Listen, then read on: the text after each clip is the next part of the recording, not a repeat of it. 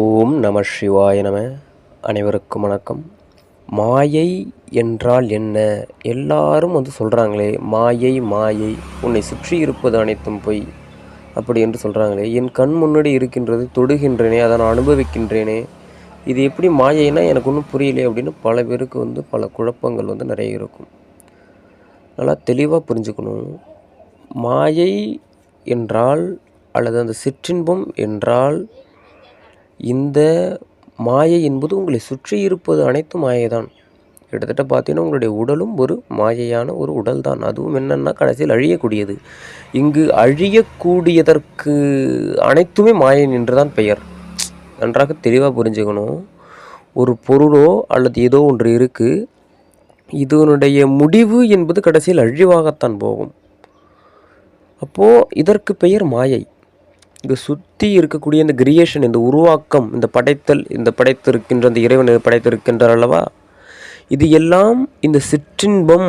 இந்த சிற்றின்பம்னா கிடைக்கிற மாதிரி இருக்கும் இன்பம், ஆனால் கிடைக்காது. இது முழுமை வராது. ஏனென்றால் இது சிற்றின்பம், மாயை. ஏதோ ஒன்று கிடைக்கிற மாதிரி இருக்கும், ஆனால் கிடைக்காது. கடைசியில் இதனுடைய ஒரு பொருள் மீது நீங்கள் ஏதோ ஒன்று மீது ஒரு பற்று வைக்கின்றீர்கள்.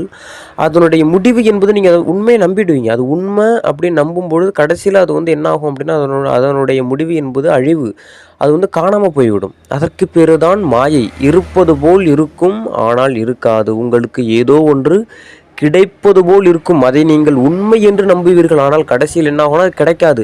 இங்கே இதை நான் உண்மை நம்பினேன், எனக்கு இது கிடைக்குதுன்னு நம்பினேன், கடைசியில் பார்த்தா இது ஒன்றும் இல்லாமல் போயிட்டு. இதற்கு பேர் தான் மாயை. நன்றாக புரிந்து கொள்ளுங்கள். இப்படி உங்களை சுற்றி இருக்கக்கூடிய அனைத்தும் மாயை தான். அல்லது மனிதர்களாக இருந்தாலும் சரி, அதையும் கடந்து பொருள், வீடு, வாகனம், நிலம், சொத்துக்கள், நகை, ஆபரணம், இவை அனைத்தும் மாயை தான். இவை அனைத்தும் அழிந்துவிடும். இது எல்லாம் பொய். மெய் அழியாதது என்னவென்றால் அது ஏக இறைவன். இதை அனைத்தும் படைத்தவன். இந்த சிற்றின்பம், இந்த சிற்றின்ப பொருட்கள், இந்த மாயையெல்லாம் படைத்து இந்த மாயை, இந்த சிற்றின்பமே இவ்வளவு சுகமாக இருக்கின்றது என்று இதிலே உழன்று கொண்டு இருக்கின்றீர்கள். ஆனால் இதை அனைத்தும் படைத்தவன், இறைவன் படைத்த இந்த பொருட்களே இவ்வளவு அந்த அழகாக, இந்த கிரியேஷன் நல்லா இருக்கு. இது அனைத்தும் படைத்தவன் எவ்வளவு மிகப்பெரிய ஒரு பேரின்பமாக இருப்பான் என்று யாரும் ஏன் சிந்திக்கவில்லை? ஏன் அவனை படைத்தவனை பிடிக்கவில்லை? படைத்த பொருள் மீது உள்ள ஆசை ஏன் உங்களுக்கு படைத்தவன் மீது வரவில்லை? நன்றாக புரிந்து கொள்ளுங்கள். இவை அனைத்தும் மாயை, சிற்றின்பம். இதில் நீங்கள் எங்கே போனாலும் உங்களுக்கு அந்த இன்பம், அந்த பேரின்பம், அந்த நீங்கள் தேடக்கூடிய இன்பம் என்பது முழுமை பெறாது. அது எப்போது எங்கே உங்களுக்கு முழுமை பெறும் என்றால், இவை அனைத்தும் படைத்து வைத்து மேலே ஒருவன் பார்த்து இது அனைத்தும் இயக்கி கொண்டு இருக்கின்றானே, அவனை நீங்கள் பிடிக்கும்போது தான் இவை அனைத்தும் முழுமை பெறும்.